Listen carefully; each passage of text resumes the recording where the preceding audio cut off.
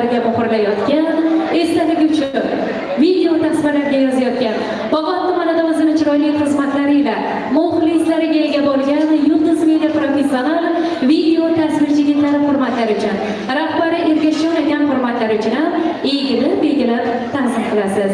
Ana endi qayerdaingizda barcha yori do'stlari, sinfdosh og'aynilari, qaynonangizda digonalari, hurmatli mehmonlari uchun egilib ta'zim qilasiz. Kuyov navkarlari ham esdan chiqmasa, kuyov navkarlarimiz, bir-biridan shirin taomlar ulashgan oshpazlarimiz uchun ham egilib ta'zim qilasiz. Qizil olma po'sti, qarmaga kama ko'sti. Sho'rda durdan ullikchi, odi aytilmaganlar o'pkagila qilmasin. Geshda shu saroya to'ya gelmay qolmasin. Egilib o'pkagila qilgan, esdan chiqqan yazilmaganlar hurmatlari uchun ham salom yor qabul aylang. Barcha bag'ringizga egilib kelin salom yor. Ana endi mo'nis muhtarama onajonlarimiz yoki mana shu mahallali yosh ulug' otaxonlaridan kelinchagimizga bir chiroyli duo fotiha qabul qilamiz. Aniqki kelinchagimizga ruxsat beramiz. Bor bilan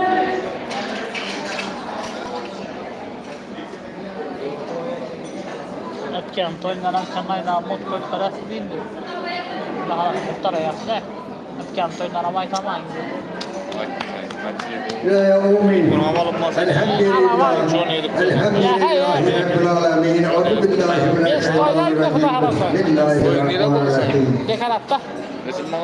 وكل ربي عند المبارك خير المرسلين إلى Perverdigara yaşlarımız saadetli bolgaylar yıldızına yavaşkay hizmetleri buyurgay salih ferdenler ata kılgay koşkalları bilen koşak arasın şurada oturgan hemen konadanında şimdi yakşı günler oluşunu yaratkandan dileyimiz olamayın Allah'ıdır.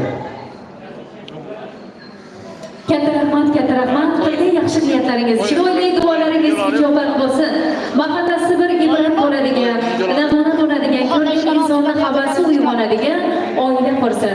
9 oylar o'tib farzand to'ylarida yana aziz qo'llaringizni duoga ochmoq nasib aylasin. Xush kelibsiz. Katta rahmat, marhamat yengajolarimiz, kelinimizga endi ruxsat beramiz. Yana bir bor kelinchagimiz qadamlari qutlug' bo'lsin. Shu yerda qatnashayotgan ayollarimiz, onajonlarimiz, ammajon onajonlarimiz, barchangizga to'ylar muborak bo'lsin. Marhamat, galinjonim shu joyga egilib ta'zimini qabul